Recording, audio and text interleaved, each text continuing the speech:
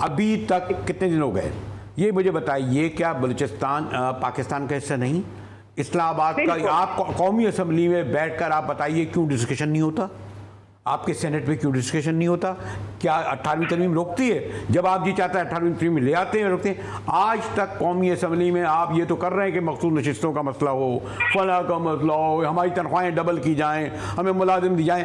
आज तक ये जो ख़ास तौर पर गवादर के दौरान कौमी असम्बली सेनेट में इजलास में ये डिस्कशन क्यों नहीं हुआ? चकजई साहब, देखिए, सियासी पार्टियों की अपनी तरजीहात हैं, वो आपको भी पता है, मुझे भी पता है। उनको जो है वो अपने एजेंडे के साथ उनका सरोकार होता है, लेकिन इस मसले को रियासत के खिलाफ चार्जशीट के तौर पे पेश किया गया है। रियासत जो है वो कौमी असम्बली और सेनेट के जरिए अपना मौक़िफ़ क्यों नहीं पेश करती? देखिए, उन्होंने इसको मुख्तलिफ हवालों से ये हुआ, ये पहली दफा तो नहीं हुआ है, पिछले 10 साल से कर रहे हैं। अगर वो सियासी पर्सनैलिटी नहीं है तो आप इनसे सियासी गुफ्तगू भी ना करें, क्योंकि सियासी लोग सियासत को समझते हैं और उनके जरिए बातचीत और मसले का हल निकालने की डॉक्टर मारंग से मुआहिदा हुआ सरवार मुफ्ती का? देखिए, हुआ नहीं, आपने आप मुआहिदा किया? अगर वो दहशत नहीं, मुआहिदा तो हुआ ना?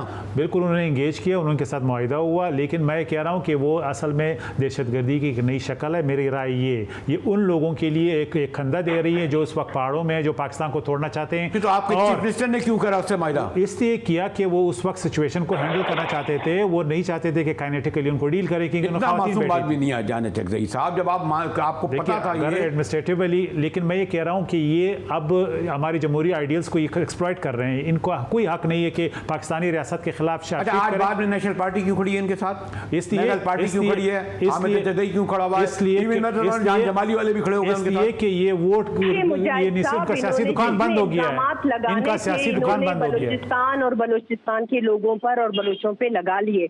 अब इनको जो है अब दस्तबरदार होना चाहिए, क्योंकि वैसे भी बलूचिस्तान का कोई शख्स भी उन लोगों को पसंद नहीं कर रहा है जो कि गैर सियासी बातें कर रहे हैं या फिर जो है गैर सियासी हमले कर रहे हैं। यानी कि कभी आप रॉ की एजेंट, कभी आप इंडिया की बात कर रहे हैं, कभी आप ईरान की बात कर रहे हैं। इन बातों को आप एक तरफ रहने दें, आप अपना किरदार बताएं। जान नशस्ती साहब, मैं ये कहूंगी मुजाहिद बरेलवी साहब, इस टाइम बलूचिस्तान को आप और हम जैसे लोगों की जरूरत है।